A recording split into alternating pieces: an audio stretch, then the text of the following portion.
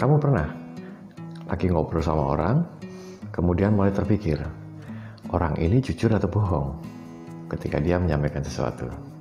Nah, lantas kamu ingin tahu kan, gimana caranya supaya kita tahu persis bahwa orang ini berbohong atau jujur ketika ngomong depan kita. Simak video ini sampai habis.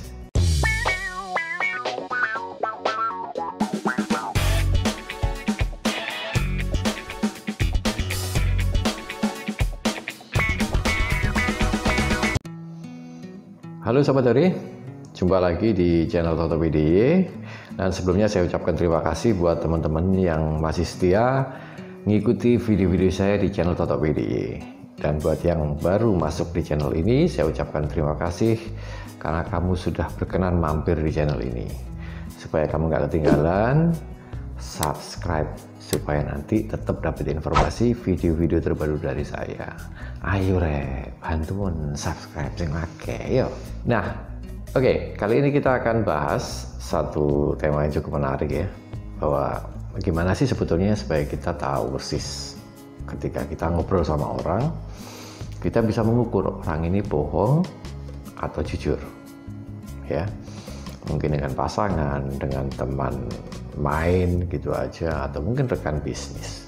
Ya, kita bisa tahu paling tidak. Nah, yang menarik adalah sebelum kita membahas tentang bagaimana supaya kita tahu persis bahwa orang yang kita ajak ngobrol itu berbohong atau jujur, kita perlu tahu dulu tentang apa itu komunikasi. Ya, karena ini adalah landasan utama sebelum kita nanti membahas tentang strategi untuk mengetahui orang berbohong atau jujur. Nah, komunikasi itu merupakan suatu hal yang paling sering kita lakukan setiap harinya. Dalam komunikasi ada 3 unsur, yaitu adalah komunikator, komunikan sebagai penerima informasi, dan message atau pesan yang ingin disampaikan. Komunikator adalah orang yang mengatakan. Di dalam dunia komunikasi terdapat sebuah pemodelan atau lebih tepatnya disebut sebagai perumusan, bahwa setiap komunikasi yang dilakukan seseorang setidaknya mengandung 3 unsur utama. Yang pertama adalah bahasa tubuh, kemudian intonasi, dan yang ketiga adalah kata-kata, di mana komposisinya cukup menarik, yaitu bahasa tubuh memegang peranan 55% dalam setiap komunikasi seseorang, kemudian intonasi itu adalah 38%, sedangkan kata-kata hanya 7%. Dari komposisi ini kita jadi tahu bahwa ternyata bahwa bahasa tubuh seseorang itu justru malah lebih bisa diamati, lebih dicermati, dan itu merupakan sebuah penyampaian dari diri seseorang. Nah, karena kita tahu bahwa bahasa tubuh memegang peranan yang penting sebanyak 55% dan intonasi sebanyak 38%, maka 2 hal inilah yang akan kita gunakan sebagai parameter ketika kita mau mengukur bahwa ketika orang mengatakan sesuatu kepada kita atau kita lagi ngobrol dengan orang lain, dia berkata jujur atau bohong. Namun jangan salah bahwa di sini kita bukan bertujuan untuk menebak, ya. Yang lebih penting adalah kita akan mengenal satu istilah yang disebut sebagai kalibrasi. Ya, di dalam NLP kalibrasi merupakan hal yang sangat penting. Karena kita tidak mungkin hanya memiliki satu parameter kemudian dijadikan acuan. Sebagai contoh, ada orang yang bilang bahwa kalau orang ngobrol kemudian sambil pegang telinga gini berarti dia berbohong, gitu ya. Belum tentu. Kenapa dikatakan seperti itu? Karena menurut NLP manusia itu sangat unik, bahwa setiap orang itu memiliki karakteristik yang berbeda-beda. Kita tidak bisa menggunakan satu parameter untuk ditempatkan pada setiap atau semua orang. Nah, oleh karena itu tools yang bisa kita gunakan atau perangkat yang bisa kita gunakan untuk melakukan atau mendeteksi kebohongan atau kejujuran seorang adalah melakukan kalibrasi. Kalibrasi adalah pengukuran dan perbandingan. Apa yang perlu kita bandingkan? Apa yang perlu kita ukur? Yang perlu kita bandingkan yang pertama adalah ketika orang mengatakan sesuatu harus kita amati dari 2 sisi, ya, 2 sisi atau 2 tema lebih tepatnya, bukan 2 sisi, 2 tema. Yang pertama adalah kita harus menanyakan sesuatu kepada seseorang, kemudian kita amati. Apa yang kita amati? Bahasa tubuh dan intonasinya. Kemudian kita juga akan bertanya kepada seseorang atau mengajak dia berpindah kepada konteks yang berbeda untuk kita amati juga bahasa tubuh dan intonasinya. Dari dua ini akan kelihatan bahwa ketika orang mengatakan sesuatu yang mungkin hal-hal yang simple, parameter bahasa tubuhnya adalah seperti ini. Artinya apa? Orang akan mengatakan sesuatu atau sebuah kejujuran dengan parameter bahasa tubuh dan intonasi yang bisa kita pahami. Nah, namun ketika dia dibawa kepada konteks yang berbeda, bagaimana dengan bahasa tubuhnya? Bagaimana dengan intonasinya? Apakah sama atau tidak? Ketika terjadi ketidaksesuaian atau ketidakkongruenan dari kedua ini, maka kita setidaknya bisa memiliki sebuah hasil pengamatan bahwa orang tersebut mengatakan sesuatu yang tidak benar atau berbohong. Sebagai contoh seperti ini, Anda dengan pasangan Anda dengan pacar misalkan ya, sama apa yang paling sering kan sama pacar itu, dia bohong atau enggak itu pasti akan kelihatannya dari situ. Tapi dengan cara seperti apa? Misal nih, lagi ngobrol kita tanya ke dia, misalkan, tadi siang makan apa? Oh, makan ini. Oke. Hal-hal yang remeh-temeh, yang kira-kira dia mungkin akan menjawab sesuatu yang dia tidak perlu berpikir, dia langsung bisa mengucapkan tanpa harus mengolah pola pikirnya dia. Ketika dia mengatakan seperti itu, amatilah bahasa tubuhnya, kira-kira seperti apa.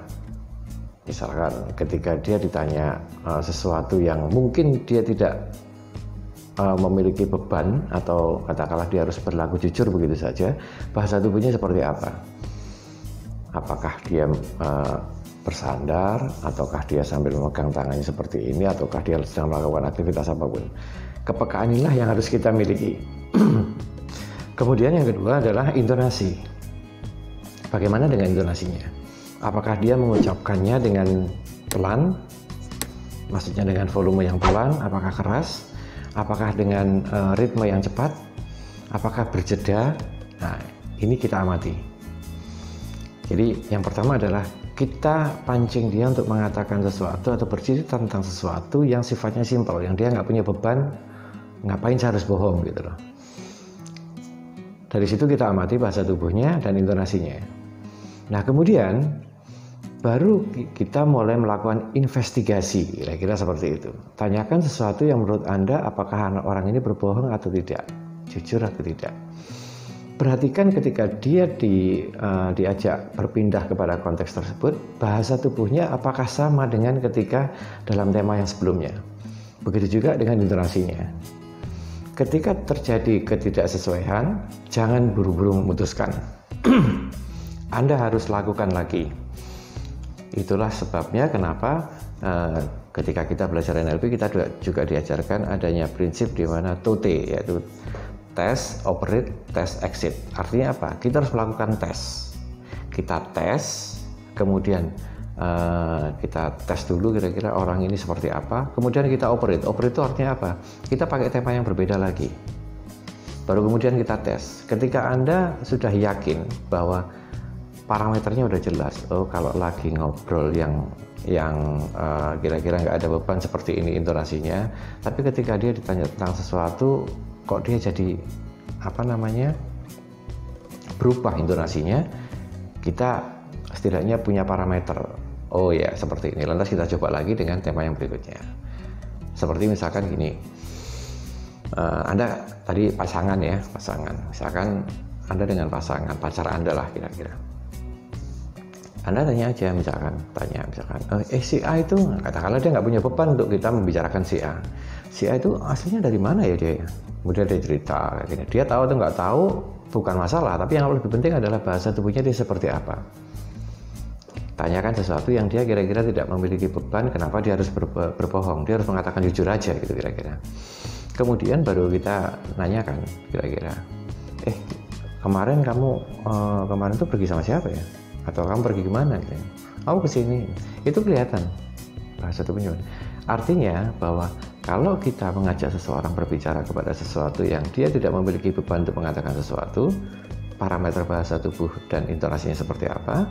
Sedangkan ketika dia diajak berbicara tentang sesuatu yang kita perlu mengetahui kebohongan dan kejujurannya kira-kira seperti apa. Nah, ini bisa juga digunakan untuk teman-teman yang bergerak dalam dunia bisnis. Anda mau mencari partner bisnis, terutama kepada orang yang barusan Anda kenal. Ini jauh lebih efektif sebetulnya. Sebagai contoh, misalkan Anda punya partner baru dan Anda berniat untuk kerjasama. Gitu. Nah, coba Anda pancing dengan pertanyaan-pertanyaan yang sederhana, yang kira-kira dia nggak punya beban untuk keluarganya berapa Pak? Misalkan kayak gitu. Tinggal di mana? Sesuatu yang kira-kira simple lah, dia menjawabnya dengan sederhana. Bapak lahir tahun berapa, tinggal di mana, hobinya apa, segala macam kayak gini. Nah, lantas kemudian mulai ditanya sesuatu yang kira-kira kita perlu tahu tentang kadar kejujuran dan kebohongannya dia. Misalkan kita mulai nanya, Pak, kira-kira nanti konsepnya itu seperti apa? Lantas kita mulai sambil kita bertanya, kita sambil ngamati bahasa tubuhnya. Nah, prinsip inilah yang disebut sebagai kalibrasi. Jadi mempertanyakan sesuatu kepada satu konteks dan juga dengan konteks lain, kemudian kita bandingkan. Jadi perbandingan dan pengukuran. Tujuannya adalah itu, supaya kita tahu persis bahwa kalau orang diajak ngobrol dengan tema yang seperti ini, dia seperti apa, dan kalau yang lain seperti apa.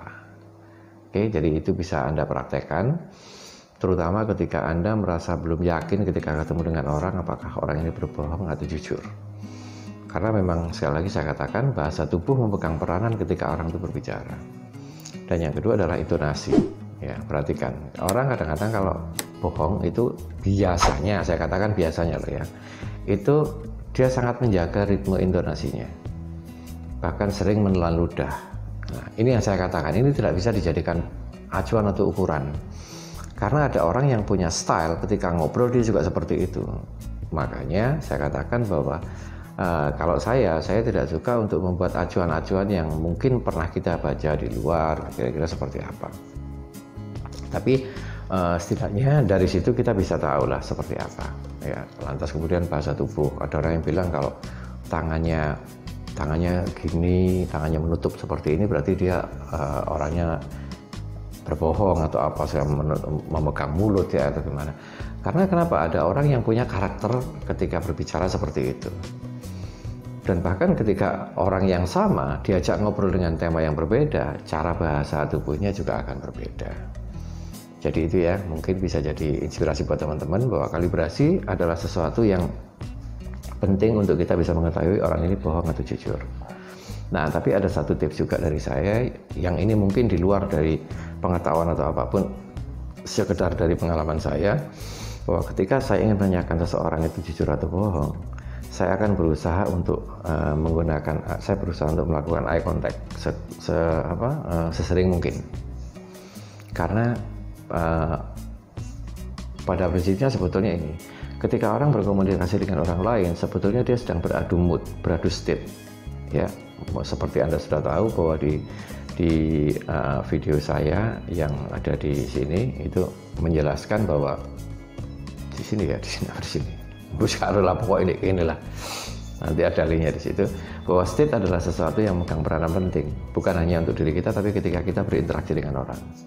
Kalau state kita ini kuat, kita bisa tahu persis bahwa orang ketika kita ajak ngobrol, state kita yang kita hasilkan akan terpancar dari cara pandang kita, intonasi kita. Dan biasanya ketika orang itu berhadapan dengan orang yang dia merasa state-nya kalah atau dia berada di bawah orang itu pasti dia akan mudah terbaca.